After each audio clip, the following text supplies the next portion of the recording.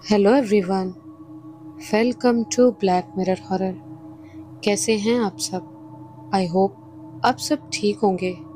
आज मैं आप सभी के लिए गुजरात के पोरबंदर के पास के एक छोटे से गांव की भूतिया और डरावनी कहानी लेकर आई हूँ, जो कि एकदम सच्ची है। और जिनके साथ घटी है उन्होंने खुद हमें ये कहानी बताई है। तो चलिए आपको ले चलते हैं इस कहानी की ओर। मगर उससे पहले, अगर आपको ये कहानी पसंद आए तो इस वीडियो को लाइक और चैनल को सब्सक्राइब ज़रूर कीजिएगा और साथ ही बेल आइकन भी ऑन कर लीजिएगा, जिससे आपको हमारी नई कहानियों की नोटिफिकेशंस मिलती रहे। तो ये घटना है गुजरात के रहने वाले राजीव और उनके कुत्ते चिंपू की। उनके साथ उनके फार्म हाउस पे घटी एक भूतिया घटना के बारे में उन्होंने हमें बताया, और वही सच्ची भूतिया कहानी मैं आप सभी के लिए लेकर आई हूँ। मान लीजिए कि आपकी उम्र सिर्फ 17 साल है। समय है 2004 का। ना कोई मोबाइल फोन है, ना कोई टेलीफोन की सुविधा, ना ही आपके पास कोई व्हीकल है जिसे लेकर आप निकल जाएं एक ऐसी विकट परिस्थिति से जहां सिर्फ आप हैं और आपके साथ एक कुत्ता है। दोनों फंस चुके हैं। क्या करेंगे आप? और ये हम कोई ऐसी वैसी घटना की बात नहीं कर रहे हैं। ये एक गांव की सच्ची घटना है। गांव के आसपास उस वक्त काफी जंगल था और कुछ पहाड़ थे। ये गांव पोरबंदर से 35 किलोमीटर दूर है, जहां उस समय दिन में सिर्फ 2 बार ही स्टेट ट्रांसपोर्ट की बस आती थी। सुबह 8 बजे शहर से गांव की ओर और शाम के 4 बजे वहां से शहर की ओर। बाकी दिन में मुश्किल से 1 घंटे में एक गाड़ी या कोई बाइक निकालता था। लेकिन एक बार सिचुएशन ऐसी हुई कि राजीव नाम का एक लड़का अपने अंकल के आम के बगीचे में फंस गया और उसने अपने जीवन की सबसे रहस्यमयी और भूतिया घटना को देखा, और उसके दिमाग ने काम करना ही बंद कर दिया। हुआ कुछ यूं था कि राजीव के अंकल गाय भैंसों को पालते थे और रोज कोई ना कोई 35 किलोमीटर जाकर उनके फार्म से दूध लेकर वापस शहर में घर लौट आता। कभी बाइक पर राजीव के अंकल खुद जाते, कभी उनके बाइक से राजीव या कोई और फैमिली मेंबर जाते। लेकिन एक दिन संडे को जब राजीव बाइक लेकर जा रहा था तो उसने देखा बाइक पंचर है। तो सुबह 7 बजे की बस पकड़कर वो खेत पहुंच गया। अब जाना जरूरी था, क्योंकि जो लोग आम के बगीचे की रखवाली करने के लिए रखे थे, उनके परिवार में कोई 20 साल बाद एक बड़ा परंपरा अनुसार समारोह होने जा रहा था। तो उन्होंने सुबह 6 बजे जो दूध निकाला था और पिछले दिन शाम को जो दूध निकाला था, उसे घर लाना जरूरी था। राजीव ने कहा, अंकल मैं बस से चला जाता हूँ, क्योंकि संडे सुबह कहाँ पंचर ठीक करने वाला मिलेगा, वो भी आज से 20 साल पहले। तो तय हुआ कि वो बस से जाएगा। वहाँ 8 बजे राजीव पहुँच तो गया, लेकिन शाम के 4 बजे बस वापस मिलने वाली थी। तो पूरा दिन पड़ा था। राजीव के साथ वहाँ फार्म में पाला हुआ कुत्ता चिंपो था। वो एक डोबरमैन ब्रीड का हाइब्रिड कुत्ता था, जिसका साइज आप मान लो कि स्कूबी डूबी डू वाले कुत्ते जितना था। राजीव ने पहुंचकर सबसे पहले उसको रोटी और दूध दिया। थोड़ी देर उसके साथ टाइम बिताकर उसके साथ कंफर्टेबल हुआ, क्योंकि वो कुत्ता बहुत ही खतरनाक था। यहाँ तक कि उसने 1 साल में 3 बार तेंदुओं के साथ लड़ाई करके उन्हें भगाया था। अनजान इंसानों को देखकर वो बहुत गुस्से में आ जाता और उनको काटने दौड़ता। तो राजीव ने पहले उसे छोड़ा नहीं, लेकिन जब थोड़ा शांत हुआ तो राजीव ने उसे छोड़ दिया। वो राजीव को अच्छे से जानता था, लेकिन फिर भी उसके पास से दूर चला गया, क्योंकि उसे इंसानों के पास रहना पसंद ही नहीं था। अब दोपहर के 12 बज चुके थे और राजीव ने अपने टिफिन से खाना खाया। फिर से चिंपू को खाना खिलाया और चिंपू सुस्ताने लगा। लगभग 1 बजे राजीव ने सोचा थोड़ा सो लिया जाए, क्योंकि बस को आने में अभी भी 3 घंटे बाकी थे और फार्म के गेट के बाहर ही बस खड़ी होती थी। वो सुस्ताने लगा। वो कहते हैं ना, जब कुछ अजीब होने वाला हो तो हर तरह से घटनाएं तालमेल बिठाने लगती हैं कि कुछ समझ पाए उसके पहले ही बहुत कुछ घट जाता है। एक बड़े आम के पेड़ के नीचे राजीव को नींद आ गई। पास ही चिंपो भी सुस्ता रहा था और राजीव ने उसे खुला रखा था। सोचा कि जब वो जाएगा तो बांध देगा। राजीव को दोपहर में सोने की आदत नहीं थी, लेकिन उस दिन वातावरण काफी सूखा, अजीब और आलस्य पैदा करने वाला था, तो उसको गहरी नींद आ गई। पता ही नहीं चला कब 5 बज गए और बस भी मिस हो गई। अचानक किसी पक्षी को चिंपो भगाने के लिए भौंकने लगा, तो राजीव की नींद खुली।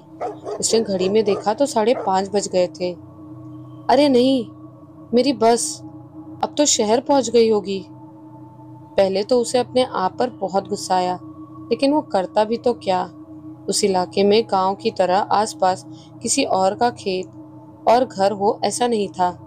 उसके अंकल का फार्म जंगल की हद शुरू होने वाले पहाड़ी इलाके में था, और पूरे एरिया में सिर्फ 4-5 खेत हैं, जहां से लोग 4-5 बजे निकल जाते थे। न उसके पास फोन था, न उसके पास कोई वाहन था, और ना ही कोई उसे लेने आए ऐसी उम्मीद थी, क्योंकि घर में सिर्फ एक बाइक थी, वो भी पंक्चर पड़ी थी, और ट्रैवल अवेलेबल तो था ही नहीं। राजीव गुस्से में बस सोच ही रहा था और एक चारपाई पर बैठा था कि तभी चिंपो खड़ा हुआ, भौंकने लगा और उसके पास से भागा। ये देखकर राजीव दंग रह गया। अरे चिंपो, अरे अचानक तुझे क्या हुआ? किसे भौंक रहा है? राजीव उसके पीछे गया। चिंपो दौड़ता रहा और फार्म के एंड पर जहां से एक बड़ा पेड़ लगा था बरगद का, वहां जाकर घूर घूर कर देखने लगा, भौंकने लगा और अपने पंजे जमीन में घिसने लगा। उसका ऐसा बर्ताव देखकर पहले तो राजीव को लगा पेड़ पर कोई तेंदुआ तो नहीं बैठा। उसने पास में पड़े फावड़े को उठा लिया और डरता हुआ आगे बढ़कर चिंपो के पास जाने लगा। लेकिन राजीव को झटका तब लगा जब चिंपू ने राजीव के सामने देखा और भौंकने लगा और वहां पर हाथ पैर मारने लगा। राजीव को समझ नहीं आ रहा था चिंपू को क्या हुआ, लेकिन इतना तो उसको पता चल ही गया था कि चिंपू उसे वहां से जाने के लिए कह रहा था। अरे अरे चिंपू, अरे तू क्यों ऐसा बर्ताव कर रहा है? क्या हुआ है तुझे? अरे बात तो सुन। मन ही मन राजीव डर भी रहा था, क्योंकि उसने कई सारी घटनाएं सुनी थी अपने पापा और अंकल से।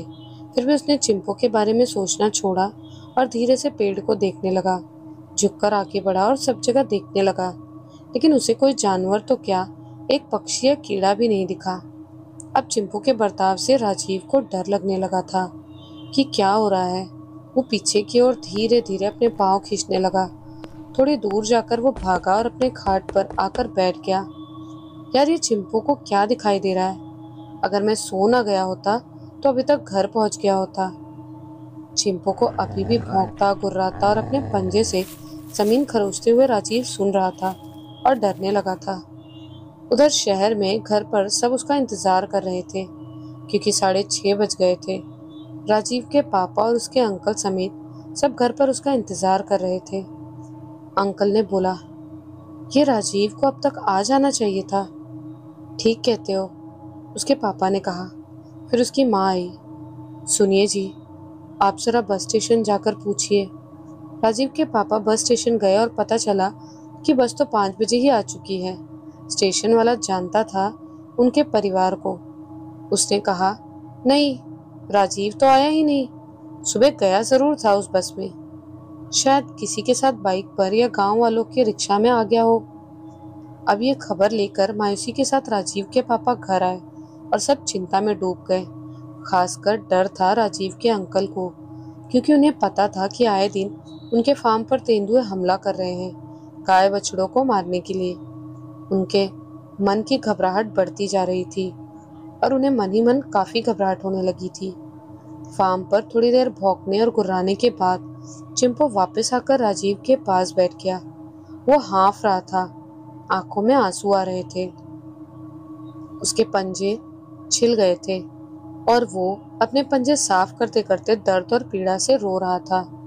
राजीव को समझ आ गया चिंपू को दर्द हो रहा है। वो डरते हुए उसके पास गया। एक तो वो पहले से ही चिंपू से डरता था, क्योंकि चिंपू का स्वभाव ऐसा गुस्सैल था। वो साइज में भी राजीव से बड़ा था और उसने कई सारे तेंदुओं को भी मार कर, काट कर, लड़ाइयों में हरा कर भगाया था। अरे चिंपू, क्या हुआ तुझे? क्यों इतना भौंक रहा था? चिंपू कुछ बोला नहीं, बस राजीव के पैर के पास आकर उसके पैरों में सोने लगा। पहली बार चिंपो इतना कोमलता से किसी को मिल रहा था। फिर राजीव ने उसके सर पर हाथ फेरा और बोला, पागल, तेरे पंजों में लगी है, ऐसा क्या कर रहा था? तो चिंपो बस रोए जा रहा था। उसकी रोने की आवाज सुनकर राजीव भी दुखी हो गया। राजीव ने कहा, चल तुझे बांध देता हूँ, बची रोटी और दूध दे देता हूँ, और फिर बाहर जाकर किसी बस या गाड़ी को रोकना पड़ेगा मुझे। राजीव ने उसे बांधा और खाना दिया, लेकिन बंधे चिंपू ने खाना देखा तक नहीं और दुखी मन से बैठ गया। राजीव ने उसे पुचकार कर बाय बोला और गेट के बाहर आकर खड़ा हो गया। साथ में दूध के थैले थे और वो इंतजार कर रहा था कोई प्राइवेट गाड़ी या कोई मोटरसाइकिल वाला ही मिल जाए तो आगे तक बैठ जाए, जहां से उसे कोई सवारी मिल सके। लेकिन आधे घंटे तक इंतजार करने के बाद भी कोई नहीं आया। एक बाइक वाले ने गाड़ी तो रोकी, लेकिन उससे बात करके पता चला कि वो तो सिर्फ 2 किलोमीटर दूर अपने झोपड़े में जा रहा है। अब अंधेरा होने लगा था क्योंकि 7:15 बज गए थे और राजीव निराश होकर वापस अंदर आ गया और दुखी चिंपू उसे देखकर थोड़ा खुश हुआ। राजीव ने खटिया पर एक चटाई डाली और बैठ गया। चिंपू, अब तो लगता है मुझे यही रात बितानी होगी। तुमने खाना क्यों नहीं खाया? चिंपू बस उसे देखे जा रहा था, जैसे कुछ बताना चाहता हो। 7:30 बजे फिर से चिंपू अचानक भौंकने लगा और अपनी चैन से छूटने की कोशिश करने लगा। राजीव घबरा गया और डरने लगा। अरे यार, तू क्यों इतना उधम मचा रहा है? तुझे छोड़ दिया तो तू भाग जाएगा, और अगर रात हो गई तो मैं तुझे कहाँ ढूंढने आऊंगा? शांत हो जा प्लीज। तुझे पानी पीना है, कुछ खाना है? राजीव ने उसके खाने का बर्तन और पानी का बर्तन उसके नजदीक रखा, लेकिन चिंपू बस उस चैन को खींच रहा था, चबा रहा था और तुड़वाने की कोशिश कर रहा था। उधर राजीव का दिल बैठा जा रहा था कि अगर ये छूट गया तो क्या होगा। चिंपू का भौंकना बढ़ता जा रहा था। वो बहुत जोर जोर से भौंक रहा था, राजीव की ओर गुर्रा रहा था और जमीन पर अपने पंजे गड़ाए जा रहा था। राजीव ने सोचा, आज कहीं ये मुझे ही काट ना ले। वो बहुत डरने लगा और चिंपू से दूर जाने लगा। चिंपू जब चैन चबा नहीं पाया तो उसने उसको खींचा और बहुत जोर जोर से चैन को खींचता रहा और एक एक इंच आगे बढ़ता रहा। राजीव के तो होश ही उड़ गए थे। उसने गौर से देखा तो चिंपू उसे नहीं देख रहा था। वो उसी दिशा में देखकर खुद को छुड़ाने के लिए तड़प रहा था, रोए जा रहा था और भौंक रहा था। किसी कुत्ते के ऐसे बर्ताव को राजीव ने पहली बार देखा था और उसको अपनी आंखों पर विश्वास नहीं हो रहा था। राजीव ने सोचा, मुझे इसे शांत करना होगा, ये बेचारा खुद को तकलीफ दे रहा है। लेकिन उसी वक्त उसको अपने मामा से सुनी बात याद आई कि जब कोई घोड़ा या कुत्ता ऐसा बर्ताव करे तो वहां से भाग जाना चाहिए या फिर उनसे दूर ही रहना सबसे सही है, क्योंकि निशानी है एक भूतिया घटना की। दरअसल दोस्तों, कुत्ते और घोड़े कुछ ऐसे चुनिंदे जानवरों में से हैं जिनको छोटी से छोटी हॉन्टेड घटना दिखाई देती है और वो उनके दिमाग पर असर करती है। हालांकि फिर वो थोड़ी देर में नॉर्मल भी हो जाते हैं। राजीव की उम्र सिर्फ 17 साल थी, लेकिन वो अब ये अच्छे से समझ गया था कि जो भी हो, चिंपू किसी मुसीबत में है। यहाँ कोई आत्मा या भूत प्रेत की हाजिरी है जिसकी वजह से चिंपू ऐसा बर्ताव कर रहा है। इस विचार ने राजीव के रोंगटे खड़े कर दिए। हालांकि अभी तक उसे कुछ दिखाई नहीं दिया था। उसने गौर से देखा तो अब चिंपू और जोर लगा रहा था और जिस पेड़ से वो बंधा था वो भी हिल रहा था, लेकिन बहुत थोड़ा। राजीव सुन्न होकर देखने लगा। बहुत तेज तेज आवाज में चिंपू भौंकने लगा, बहुत तेज। उसने चैन खींची जिसकी वजह से एक कड़ी टूट गई और चिंपू आजाद हो गया। राजीव बिना कुछ सोचे दौड़कर उसके पास गया और उसने चेन को पकड़ा, इस उम्मीद में कि शायद चिंपू उसे कुछ नहीं करेगा और शांत हो जाए। लेकिन दूसरी ओर राजीव के हाथ भी कांप रहे थे और वो डर भी रहा था। लेकिन झट से चिंपू ने उसे डांट लगाई और राजीव के हाथ से चेन छूट गई और चिंपू दौड़कर वहां गया। राजीव डरने लगा कि कहीं ये मर ना जाए या कोई घटना न घट जाए। वो डरते हुए ही उसकी ओर जाने लगा। उसके हाथ पैर कांपने लगे थे। चिंपू वहीं पहुंच गया जहां 1 घंटे पहले था और उसी अंदाज में भौंकने लगा। अब राजीव श्योर हो गया था कि चिंपू को कुछ ऐसा दिखाई दे रहा है जो भूतिया है, पैरानॉर्मल है। लेकिन उसने हिम्मत करके चिंपू के पास जाकर उसकी गले की चेन पकड़ी और उसे खींचने लगा। चिंपू गुस्सा हो गया और भौंकने और गुर्राने लगा। अचानक राजीव को एक हल्की सी पीली रोशनी उस बरगद के पेड़ में दिखी और उसके पैर सुन्न पड़ गए। उसके हाथों से चिंपू की चैन सरकने लगी। एक अजीब सा दम घुटने वाला माहौल होने लगा। चिंपू थोड़ी देर भौंकना बंद करके वहां एकटक देखने लगा। राजीव तो मानो स्टैचू हो गया था। मनी मन वो ये सोच रहा था कि हे भगवान, ये सब क्या है और चिंपू क्यों शांत हो गया है। अब ना तो चिंपू भौंक रहा था, ना गुर्रा रहा था, ना ही अपने पंजे से जमीन खरोच रहा था। राजीव के दिल में डर बैठ गया। वो भागना चाहता था, लेकिन वो अकेले भाग नहीं सकता था। उसको डर ही इतना लग रहा था। धीरे धीरे वो पीली रोशनी भी तेज होने लगी, बढ़ने लगी और फैलने लगी। राजीव ने सोचा, इससे पहले कि जान चली जाए, चिंपू को लेकर फार्म से बाहर निकल जाऊं और यहाँ से भाग जाऊं। वो चिंपू को खींचने लगा, लेकिन चिंपू की ताकत बढ़ने लगी। वो वहां से हिलने का नाम भी नहीं ले रहा था, बस एक टक उस रोशनी को देखे जा रहा था। राजीव ने अपनी पूरी जान लगा दी और वो चिंपू को ऐसे खींच रहा था मानो बैलगाड़ी को खींच रहा हो, लेकिन चिंपू हिला भी नहीं। अरे चिंपू, जल्दी कर यार, क्या देख रहा है, भाग यहाँ से। राजीव रोने लगा, लेकिन चिंपू हिला नहीं। धीरे धीरे उसने फिर से गुर्राना शुरू कर दिया, लेकिन इस बार वो राजीव के हाथों से छूटने की कोशिश नहीं कर रहा था।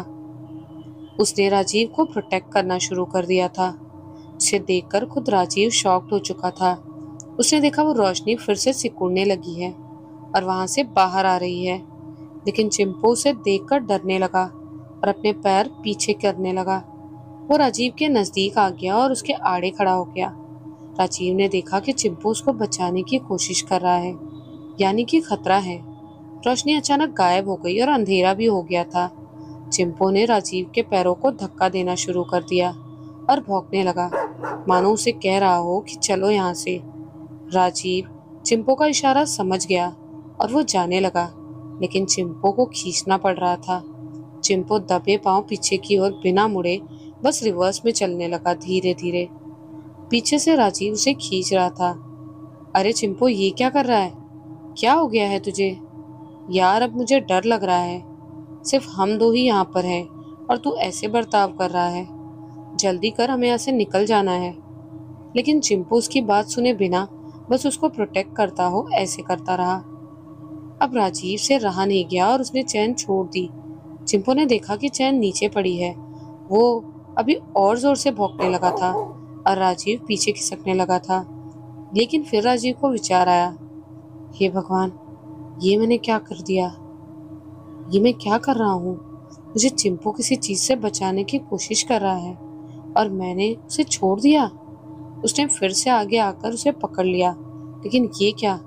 वो चैन, चिंपू और वहां का वातावरण मानो बर्फ पड़ी हो ऐसा हो गया था। ये बात है गर्मी के दिनों की, जब इतनी ठंड होना नामुमकिन था। लेकिन उस समय राजीव को ये पता नहीं था इस ठंड का क्या मतलब था। उसने चैन को छूकर देखा तो मानो बर्फीले पानी से निकाली हो ऐसा लग रहा था। उसने चिंपू को डरते हुए पीछे से छुआ, लेकिन वो भी ठंडा पड़ने लगा था और उसकी सांसें एकदम से फूलने लगी थी। और आगे की ओर से जब वातावरण को महसूस किया तो ऐसा लगा मानो अभी बर्फ गिरने वाली हो। भले उस समय राजीव को पता नहीं था कि ये ठंडा क्यों महसूस हो रहा है, लेकिन उसका डर और भी बढ़ने लगा था और उसके दिमाग ने काम करना बंद कर दिया था। फिर अचानक उसे विचार आया कि वो अपनी जेब में एक टॉर्च रखता है, हमेशा रखता था। उस समय टॉर्च रखना आज के मोबाइल के बराबर था। उसने टॉर्च निकाली, क्योंकि चिंपू के आगे उसे न तो कोई पेड़ ठीक से दिखाई दे रहा था, न कोई चीज। वातावरण बदलता जा रहा था और धीरे धीरे हवा भी तेज चलने लगी थी, जिसकी वजह से उसने टॉर्च चालू की। लेकिन उसके बाद उसने जो देखा उसका अंदाजा भी आप नहीं लगा सकते। चिंपू की बोलती बंद हो रही थी, लेकिन फिर भी भौंकते और गुर्राते उसने राजीव को प्रोटेक्ट करना जारी रखा। राजीव ने टॉर्च मारकर देखा तो उसको लगा आज उसका आखिरी दिन है। सामने एक बहुत लंबा बड़े साइज का एक आदमी या किसी अदृश्य शक्ति का साया था। वो एक परछाई थी जो आम लोगों की साइज से 3 से 4 गुना बड़ी थी। राजीव के हाथ कांपने लगे। वो धीरे धीरे जोर लगाने लगा कि चिंपू उसकी बात मान ले और भागे वहां से। उसने डरते हुए पीछे मुड़कर देखा तो फार्म का गेट अभी भी 200 मीटर दूर था और वहां तक पहुंचना इस कंडीशन में उसके लिए मुश्किल था। कहाँ बात हो रही थी कि वहां तेंदुए आते हैं और कहाँ राजीव के सामने एक आत्मा, शक्ति या यूं कहो नकारात्मक ऊर्जा थी, जिसको देखकर अब राजीव अपना घर, अपनी फैमिली और यहाँ तक कि वो ये भी भूल गया था कि वो कहाँ से आया था। राजीव ने खुद हमें बताया कि उस वक्त मेरा दिमाग काम करना बंद कर चुका था। न मुझे ये पता था कि मैं कहाँ हूँ, न मुझे ये पता था कि मैं कहाँ से आया हूँ, कहाँ जाना है और ये जगह कौन सी है। मुझे बस एक सपना सा लग रहा था कि जल्दी से नींद खुल जाए और मैं जाग जाऊं, लेकिन मैं उस घटना से भाग नहीं सकता था। उधर शहर में राजीव के घर वाले और उसके अंकल की फैमिली भी परेशान थे कि घर का लड़का गया तो गया कहाँ। ना वो घर आया, ना शहर आया बस में। तो क्या वो फार्म पर ही रह गया? और रह गया तो क्यों? और कहीं उसके साथ कोई दुर्घटना तो नहीं हो गई थी? सब इसी टेंशन में थे कि कहीं किसी जंगली जानवर ने तो फार्म पर हमला नहीं कर दिया। अंकल ने फैसला किया कि उसको ढूंढने निकलना पड़ेगा।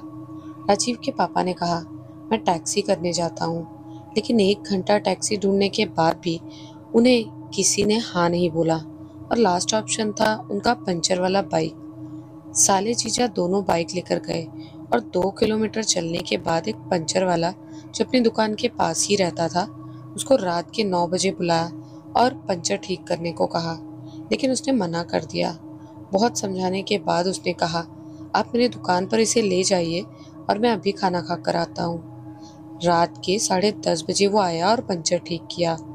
उस वक्त तक राजीव के पिताजी का दिल बैठा जा रहा था। उनको चिंता खाई जा रही थी। पता नहीं क्या हुआ होगा मेरे बेटे को। वो रोने लगे और उसके साले ने उन्हें आश्वासन दिया कि आप चिंता न करो, वो वहीं होगा। दरअसल जो घटना राजीव के साथ घटी थी, ऐसी चीज होते हुए आज तक किसी ने नहीं देखी थी। उसके अंकल का वो फार्म 15 साल पहले से उनके पास था। वो कई सारी रातें वहां बिता चुके थे। रखवाली करने वाले लोग भी वहां फार्म के झोपड़े में ही रहते थे। लेकिन आज तक ऐसा नहीं हुआ था। इसलिए उनके मन में ये सवाल तो आ ही नहीं रहा था कि राजीव किसी भूतिया घटना का शिकार हो जाएगा और वहां कुछ हो गया होगा। रात के 11 बजे वो पंचर ठीक करवा कर घर आए और अपने साथ 2 लाठी, एक बंदूक और कुछ हथियार जो वो जंगली जानवरों को डरा कर भगाने के लिए इस्तेमाल करते थे, वो लेकर निकले। समय हो रहा था रात के 12 बजे जब वो घर से निकले। लेकिन वहां राजीव कुछ और ही स्थिति में था। जब उसने उस परछाई को देखा तो उसके होश ही उड़ गए। उसके मुंह से आवाज नहीं निकल रही थी। पैर उठाकर वो चल नहीं पा रहा था और वो चीज उसके सामने धीरे धीरे आगे बढ़ती जा रही थी। चिंपू की जबान बाहर लटकी दिखने लगी। उसका भौंकना भी बंद हो गया था क्योंकि उसके मुंह को लकवाग्रस्त कर दिया था उस शक्ति ने। अब तक राजीव को ये समझने में आ चुका था कि ये कोई भूत प्रेत या प्रेतात्मा है, लेकिन उस साये के न कोई हाथ पैर थे, न कोई चेहरा, बस एक काली शक्ति उसकी ओर चली आ रही थी। धीरे धीरे चिंपू के चारों पैरों में लकवा होने लगा। वो चल नहीं पा रहा था और राजीव का जब उस पर ध्यान गया तो उसने देखा चिंपू अपने पैर घसीट रहा था और लगा जैसे उसको किसी चीज ने दबोच रखा हो। अब इस हालत में वो समझ गया था कि भागने से कोई फायदा नहीं। राजीव वहीं खड़ा रहा क्योंकि कुत्ते ने उसे बचाया था, तो अब वो उसे अकेला छोड़कर नहीं जाना चाहता था। उसने देखा वातावरण में एक गंदी सी बदबू आने लगी। हवा बहुत ठंडी और तेज होने लगी। खुद राजीव का शरीर ठंडा पड़ने लगा और चिंपू की चैन तो मानो अभी अभी बर्फ से निकाली हो वैसी ठंडी लग रही थी। राजीव को उसने जो देखा उस पर विश्वास नहीं हो रहा था कि ये क्या हो रहा है। वो अपने और चिंपू की जान बचाने के लिए धीरे धीरे पीछे हटने लगा, चिंपू को खींचने लगा और उस चीज से नजरें हटाने की कोशिश करने लगा। लेकिन बस 1 या 2 मिनट में उसे कुछ सुनाई दिया। वो हवा की आवाज़ थी जो बहुत जोर से चल रही थी और राजीव को बेहोशी छाने लगी। उसे अपनी दाईं ओर देखा तो वहां भी उसको वो परछाई दिखाई दी। बाईं ओर देखा तो वहां भी। और उसके पीछे देखने की हिम्मत तो हुई ही नहीं, क्योंकि एक तो सामने ये नज़ारा था। फिर उसने देखा कि चिंपो की मुंडी टेढ़ी होने लगी है। उसके चारों पैरों में मानो मूंछ आ गई हो, वैसे टेढ़े हो गए हैं और उसके मुंह से लार टपकना शुरू हो गया था। राजीव बस एक ही असमंजस में था कि क्या उसे चिंपो को छोड़कर भागना चाहिए, लेकिन चिंपो की ऐसी हालत देखकर वो और घबराने लगा। थोड़ी देर पहले जो चिंपो उसको बचाने की कोशिश कर रहा था, वो बस मरने ही वाला था। फिर राजीव ने देखा वो परछाई तेजी से उसकी ओर आ रही है। उसने चिंपो को उठाने की कोशिश की, लेकिन तब तक वो नजदीक आ गई थी और फिर राजीव बेहोश हो चुका था। उस रात के करीब 1 बजे जब राजीव के पापा और उसके अंकल आए तो उन्होंने देखा गेट अंदर से बंद है, मतलब राजीव अंदर ही है। उन्होंने बहुत आवाजें दी, बिल्कुल चिल्ला चिल्ला कर गेट को खटखटाया, लेकिन राजीव न तो सुन रहा था, न ही चिंपू की आवाज आ रही थी। तो उन्होंने गेट को कूदकर अंदर जाना ठीक समझा। चिंपू उस फार्म का एक शिकारी कुत्ता था जो हल्की सी भी भनक लगने पर बहुत भौंकता था और काटने को दौड़ता था। वो किसी के दीवार कूदकर आने पर भी कहीं दिख नहीं रहा था। राजीव के अंकल बोले, अरे सुनो, ये चिंपू कहाँ है? राजीव के पापा ने जवाब दिया, अरे वो इस वक्त तक तो यहाँ पहुंच चुका होता, या फिर बांधे रखा होता तो भी वो भौंकना चालू कर देता। इस तरह वो बातें करते करते आगे बढ़े और अंदर जाकर देखा तो चारपाई के पास नीचे जमीन पर राजीव पड़ा था। उसके हाथ में चिंपो की चैन थी और चिंपो दुखी दिख रहा था। राजीव के पिताजी दौड़े और उधर जाकर देखा। अरे बेटा, ओ बेटा, क्या हुआ तुझे?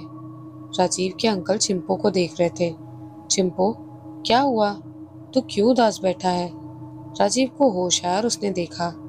अरे नहीं, मुझे जाने दो, मुझे जाने दो। ओ पापा, आप हैं? क्या हुआ बेटा, क्या हुआ? पापा, वो पता नहीं क्यों कुछ समझ नहीं आ रहा, मैं यहाँ नीचे कैसे आ गया? दोस्तों, कहानी यहाँ खत्म नहीं होती। सुबह होते होते राजीव के हाथ पैर सुन्न पड़ गए थे। वो बोल नहीं पा रहा था और चिंपो भी चल नहीं पा रहा था। राजीव के पापा और अंकल ने उसे चारपाई पर लिटाया और रात को वो अपने पापा की गोद में ही सर रखकर सो गया। वातावरण एकदम शांत था और सुबह होते ही राजीव के अंकल शहर के पास से एक गाड़ी लेकर आए और चिंपो और राजीव दोनों को शहर लाया गया और इलाज कराया गया। राजीव को वो सब याद था। उसका वजन एक दिन में 5 किलो कम हो गया था। 65 किलो का हट्टा कट्टा लड़का सुबह 60 किलो का हो गया था और उसका जो गोरा चेहरा था वो काला पड़ गया था। डॉक्टर ने कहा, ये बहुत डरा हुआ है, इसके दिमाग में शांति नहीं, बिल्कुल उथल पुथल चल रही है और काफ़ी सारे और भी प्रॉब्लम्स है। एक दिन अस्पताल में रहकर राजीव घर आया, तब उसने बताया कि उसके साथ क्या क्या हुआ।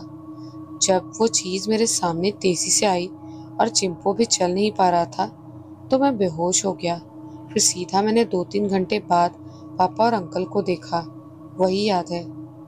चिंपो 2 दिन में ठीक हो गया, लेकिन जब उसे उसकी जगह वापस लाया गया तो वो भौंकने लगा और फार्म के गेट के अंदर जाने से कतरा रहा था।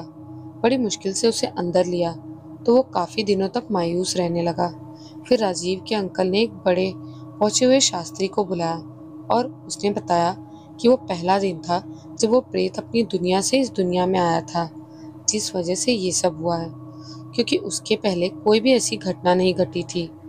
अगर उसकी भूख शांत नहीं की गई तो वो इसी तरह यहाँ रहने वाले और आने वाले लोगों को अपना शिकार बनाएगा और उनके शरीर से अपनी भूख मिटाएगा। चिंपू राजीव को उससे बचाने के लिए ही ऐसा कर रहा था। तो अभी हम क्या करें? राजीव के मामा ने पूछा। अभी आप एक काम करिए, खाना बनाकर एक थाली और पानी का गिलास मुझे दीजिए। फिर उन्होंने उस थाली को राजीव के अंकल और पापा के सामने वहां रखा और बोला, देखिए, हमें नहीं पता आप कौन हैं, हमें नुकसान मत पहुंचाइए, हम रोज आपके भोजन का प्रबंध कर देंगे, इसे स्वीकार करिए और आपकी शक्ति से हमें आशीर्वाद दीजिए। सामने से कुछ गुर्राने की आवाज आई। सब डरने लगे। उस शास्त्री ने कहा, चलो अब सब मुड़ जाओ, उनको खाना खाना है। बहुत खतरनाक आवाज आने लगी, जैसे कोई शैतान खाना खा रहा हो। थोड़ी देर ऐसा ही चलता रहा और फिर पानी से हाथ धोने की आवाज आई। फिर से कोई डरावनी सी आवाज आई और सबने मुड़कर देखा तो थाली खाली थी और पानी का गिलास आधा हो गया था। सब डरने लगे, थाली लेकर वहां से चले गए और शास्त्री ने कहा, अब आपको रोजाना उनके लिए भोजन रखना है, चाहे कुछ भी हो जाए। यहाँ दिन में 3 बार थाली आ जानी चाहिए। आज भी उस शक्ति का स्थान वहीं पर है, इसीलिए रोज 3 टाइम उस शास्त्री के कहने के मुताबिक एक फुल थाली भोजन और पानी का गिलास उस जगह रखा जाता है। जब आज भी कोई वहां थाली रखकर आते हैं और 1 घंटे के बाद लेने जाते हैं तो थाली खाली होती है और पानी का गिलास आधा होता है। तो ये थी राजीव और उसके अंकल के फार्म पे घटी एक सच्ची भूतिया कहानी। आपको ये कहानी कैसी लगी हमें कमेंट्स में ज़रूर बताइएगा। मिलती हूँ बहुत जल्द आप सभी से ऐसी एक नई और सच्ची भूतिया कहानी के साथ। तब तक के लिए आप सभी अपना ख्याल रखिएगा। Bye and take care.